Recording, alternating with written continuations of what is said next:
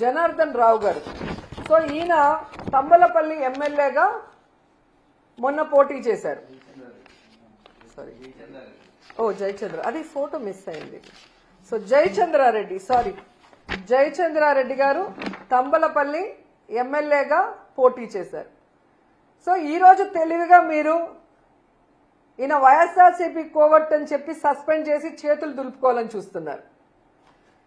ప్రజలు గమనిస్తున్నారండి.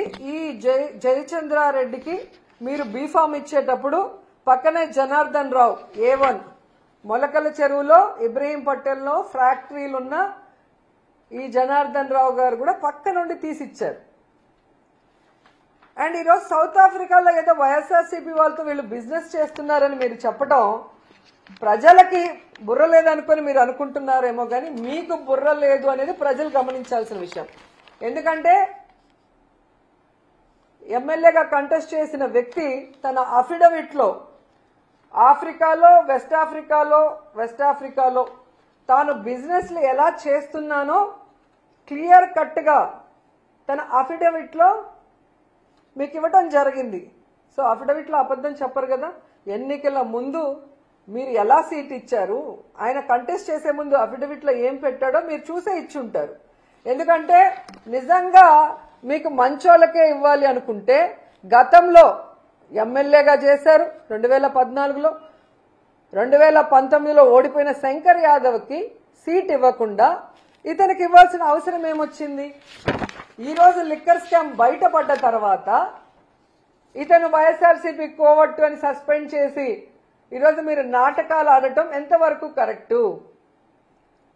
ఎందుకంటే సౌత్ ఆఫ్రికాలో బిజినెస్ చేస్తే ఈరోజు మొలకల చెరువు సౌత్ ఆఫ్రికాలో ఉందా, ఆంధ్రప్రదేశ్లో ఉందా?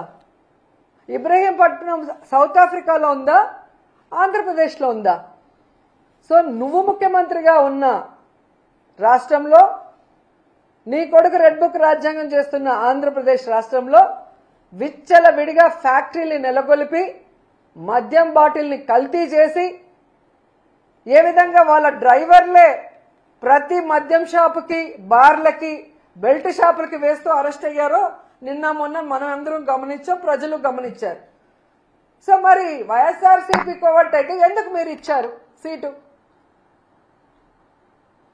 సో డైవర్షన్ పాలిటిక్స్ చేస్తున్న మీకు నేను సూటిగా చెప్తున్నా, నిజంగా వైఎస్ఆర్సీపీ కోవట్ అనుకుంటే వైఎస్ఆర్సీపీ నుంచి వచ్చిన నెల్లూరుకి చెందిన వేమిరెడ్డి గారిని, ప్రశాంతి రెడ్డి గారిని, కోటమిరెడ్డి గారిని, అలాగే తిరుపతి ఎమ్మెల్యేగా ఉన్న శ్రీనివాసులు గారిని, అలాగే గుంటూరు జిల్లాలో ఉన్న లావు కృష్ణ గారిని, అలాగే గొలుసు పార్థసారథి గారిని, సుభాష్ గారిని, వీళ్ళందరినీ ఎందుకు సస్పెండ్ చేయలేదు? దాంట్లో కొంతమందికి ఎందుకు మంత్రి పదవులు ఇచ్చారు అంటే తప్పుడు పనులు చేసి దొరికిపోతే వాళ్ళు వైఎస్ఆర్సీపీ వాళ్ళని చెప్పటం, వైఎస్ఆర్సీపీ కోవట్లు అని చెప్పి తప్పించుకోవాలన్న ప్రయత్నం చేయటం, లేదంటే వాళ్ళు దొంగలు దొరల్లాగా వేల కోట్లు సంపాదించుకుంటూ మీకు ఇవ్వాల్సిన ముడుపులు ఇచ్చేస్తూ ఉంటారు. సో మీరు పట్టించుకోరు. ఎందుకు ఇది నేను చెప్తున్నాను ఇంత గంటాపదంగా అంటే,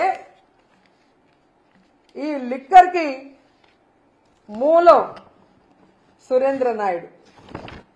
ఈ సురేంద్ర నాయుడు అనేవాడు లోకేష్ గారికి మీకు ఎంత సన్నిహితులో ఒకసారి అందరూ కూడా రాష్ట్ర ప్రజలు గమనించాలి.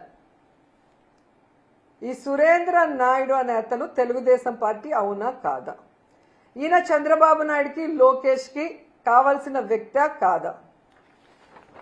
మరి ఈయన ద్వారా మద్యం ఏ విధంగా దొరికింది? తంబలపల్లిలో 17,000 లీటర్లు, ఇబ్రహీంపట్నంలో 3,000 లీటర్లు ఎలా దొరికిందో మీరు చెప్పాలి. ఎందుకు మీకు ఈయన క్లోజ్ అని నేను ఇంత గంటాపదంగా చెప్తున్నానంటే, ఈ కట్టా సురేంద్ర అనే వ్యక్తి 2006 జడ్జిమెంట్లో ఇతను ఒక వ్యక్తిని పొడిచి చంపేశాడు అని ఇతనికి లైఫ్ ఇంప్రిజన్మెంట్ ఇచ్చారు. ఇదో చూడండి. The trial court after considering the oral and documentary evidence convicted A1 for the offence punishable under section 302 of IPC and sentenced him to undergo imprisonment of life. So trial court ఇచ్చిన దాన్ని మళ్ళీ ఈయన హైకోర్టుకి వెళ్ళాడు. హైకోర్టుకి వెళ్తే నువ్వు చేసింది కరెక్టే కదా, చంపింది నిజమే కదా, సో నీకు ట్రయల్ కోర్టు లైఫ్ ఇంప్రిజన్మెంట్ వేసింది కరెక్టే కదా, అదే మేము కూడా వేస్తున్నామని ఈయనకి లైఫ్ ఇంప్రిజన్మెంట్ ఇచ్చారు. జీవిత ఖైదు వేసిన వ్యక్తి బయట ఫ్యాక్టరీలు నడుపుతూ ఎలా ఈ కల్తీ మద్యాన్ని అమ్ముతున్నాడు? ఈ విషయం ప్రజలు గమనించాలి. ఎందుకంటే చంద్రబాబు నాయుడు 2014లో అధికారంలోకి వచ్చాక తాను అధికారంలో ఉన్న ఈ 2014 నుంచి 19 మధ్యలో ఆయనకి క్షమాభిక్ష పెట్టించి లోపల నుంచి బయటికి వచ్చేలాగా చేశాడు. మరి ఎంత ప్రేమ ఉంటే వీళ్ళ మధ్యలో ఎంత బాండింగ్ ఉంటే ఆయన్ని బయటికి తీసుకొస్తాడు? ఒక జీవిత ఖైదీని, ఒక మనిషి ప్రాణాన్ని నిలువునా తీసిన వ్యక్తిని బయటికి తీసుకొచ్చాడు అంటే చంద్రబాబు నాయుడు లోకేష్కి ఈయన ఎంత క్లోజో మనం అర్థం చేసుకోవాలి. అంటే క్రిమినల్స్ కి చంద్రబాబు నాయుడు ఆశ్రయం ఇచ్చి బయటికి తెచ్చి వాళ్ళు చేసే ఎదవ పనులకి వీళ్ళని ఇన్ఛార్జీలుగా పెట్టి ఈ కలెక్షన్లని ఇప్పుడు కరకట్టుకు పంపిస్తున్నాడా, హైదరాబాద్ లో చంద్రభవనానికి పంపిస్తున్నాడా, సిబిఐ నిర్ణయించాలని మేము కోరుకుంటున్నాం. ఎందుకంటే ఒక రాష్ట్రంలో కల్తీ మద్యం ఫ్యాక్టరీలను నెలకొల్పి విచ్చలవిడిగా కల్తీ మద్యాన్ని రైట్ ట్రయల్ గా అమ్మిస్తూ ప్రజల ప్రాణాలు తీస్తుంటే ఈరోజు చంద్రబాబు నాయుడు ప్రభుత్వానికి సంబంధించిన ఒక కమిటీ వేస్తే అది ఖచ్చితంగా చంద్రబాబు రాసిచ్చిన స్క్రిప్టే వాళ్ళు చదువుతారు. దానివల్ల ఎటువంటి ఉపయోగం ఉండదని గతంలో చంద్రబాబు నాయుడు అధికారంలో ఉన్నప్పుడు నారాయణ స్కూల్స్ లో జరిగిన మర్డర్స్ లో గాని ఇలాంటి అనేక విషయాల్లో మన గోదావరి పుష్కరాల్లో గాని అలాగే తిరుమల తొక్కిసలాట విషయంలో గాని ఇలా అన్నిట్లో ఒక తూతూ మంత్రంగా ఒక కమిటీని వేసి చేతులు దులుపుకుంటారు. ఇది మేము ఒప్పుకోము. ఇది ఎంతో మంది ప్రజల ప్రాణాలు సంబంధించింది, పోయాయి చాలా మంది